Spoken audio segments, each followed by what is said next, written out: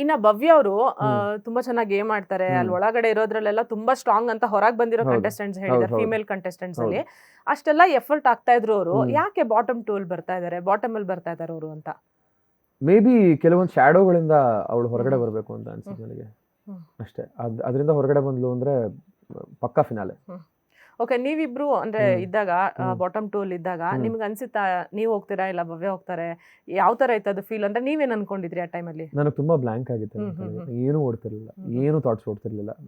ನಾನು ಫಿನಾಲೆವರೆಗೂ ಹೋಗ್ಬೇಕಷ್ಟೇ, ಏನಾಗುತ್ತೋ ಬಿಡುತ್ತೋ ಗೊತ್ತಿಲ್ಲ, ನಾನು ಇವತ್ತು ಹೋಗ್ಬಾರ್ದು ಅನ್ನೋ ಒಂದು ಇದರಲ್ಲಿ ಎದ್ದು ನಿಂತ್ಕೊಂಡೆ. ಅನ್ಫಾರ್ಚುನೇಟ್ ಅಷ್ಟೇ. ಓಕೆ, ಭವ್ಯ ಇನ್ನ ಎಷ್ಟು ವಾರ ಉಳಿಬಹುದು ಅನ್ಸುತ್ತೆ ನಿಮಗೆ?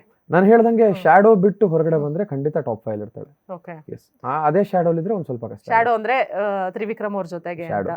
ಓಕೆ, ಅಂದ್ರೆ ಏನ್ ಮೈನಸ್ ಆಗ್ತಾ ಇದೆ ಅವ್ರಿಗೆ ಅವ್ರ ಜೊತೆ ಇರೋದು? ಯಾಕಂದ್ರೆ ಇವಾಗ ಗೌತಮಿ ಮಂಜು ಅವರು ಇದಾರೆ ಅಂಡ್ ನೀವು ಐಶ್ವರ್ಯ ಅವರು ಇದ್ರಿ, ಸೊ ಅವ್ರಿಗೆ ಏನ್ ನೆಗೆಟಿವ್ ಆಗ್ತಾ ಇದೆ ಅಲ್ಲಿ? ನಾನು ತುಂಬಾ ನೆಗೆಟಿವ್ಸ್ ಅಂತ ಏನು ಹೇಳ್ತಿಲ್ಲ, ಬಟ್ ಅವಳ ಪರ್ಸನಾಲಿಟಿ ತುಂಬಾ ಚೆನ್ನಾಗಿ ಹೊರಗಡೆ ಬರುತ್ತೆ, ತುಂಬಾ ಚೆನ್ನಾಗಿ. ನಾನು ಪೂರ್ತಿಯಾಗಿ ಎಲ್ಲದನ್ನು ಕಟ್ ಮಾಡ್ಕೊಂಡು ಅವಳು ಹೊರಗಡೆ ಬರಬೇಕು ಅನ್ನೋದ್ರ ಬಗ್ಗೆ ಅಥವಾ ಆ ಥರ ಏನಾದರೂ ಆಡಬೇಕು ಅಂತ ನಾನು ಹೇಳ್ತಿಲ್ಲ.